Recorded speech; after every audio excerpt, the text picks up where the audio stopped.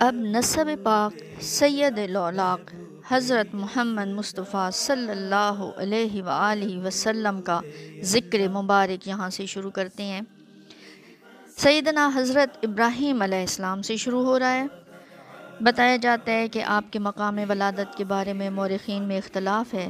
بعض علماء تاریخ نے بابل کو، بعض نے سوس کو جو صوبہ احواز کا ایک شہر ہے، بعض نے کوسا اور بعض نے اور کو جو کوفہ اور بصرہ کے درمیانی علاقے میں ایک شہر تھا، آپ کا مقام ولادت بتایا ہے۔ جس زمانے میں آپ کی ولادت باسعادت ہوئی اس وقت بابل کی وسیع و عریض جو سلطنت تھی اس کا بادشاہ نمرود تھا۔ علامہ ابن خلدون رومی مورخ ہیروشیوش کے حوالے سے لکھتے ہیں کہ نمرود کو نمرود جسیم بھی کہا جاتا کیونکہ قد و قامت اور تن و توش میں بہت بھاری بھرکم تھا۔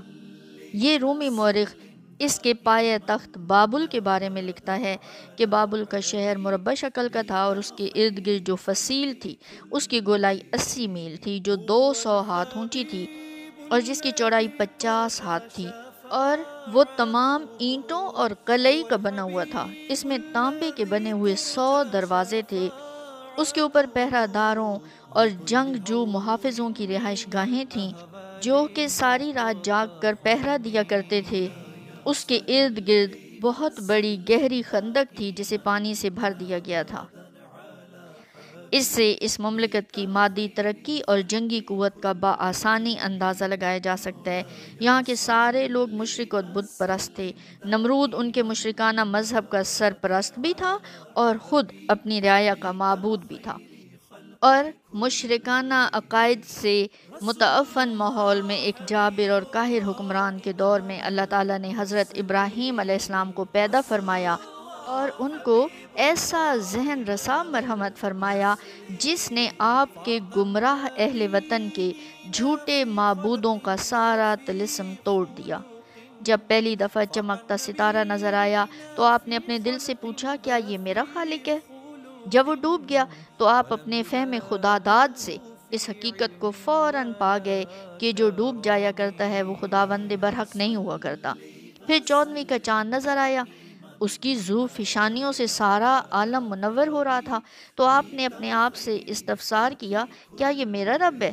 لیکن جب وہ بھی غروب ہو گیا تو اس راز کو پانے میں انہیں ذرا دیر نہ لگی کہ جو غروب ہو جائے جسے خود قرار نصیب نہ ہو وہ کائنات کا خالق و مالک نہیں ہو سکتا۔ پھر آفتاب عالم تاب کی روشن کرنوں نے آپ کے دامن توجہ کو اپنی طرف کھینچا تو اس کے بارے میں اپنے دل سے سوال کیا کہ یہ تو پہلے دونوں سے بہت بڑا ہے اور روشن تر ہے، تو کیا یہ میرا رب ہے؟ لیکن جب چند گھنٹے اپنی ضیاءپاشیوں کی بہار دکھانے کے بعد وہ بھی افق کے اندھیروں میں گم ہو گیا تو آپ نے پورے یقین سے اس کی خدائی کا انکار کر دیا۔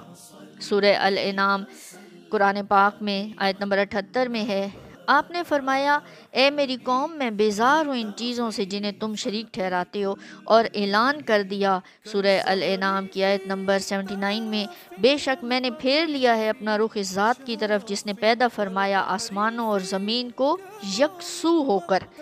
میرا خدا تو وہ ہے جو ان تمام انوار کے سرچشموں کو پیدا کرنے والا اور ان کو ردائے نور پہنانے والا ہے۔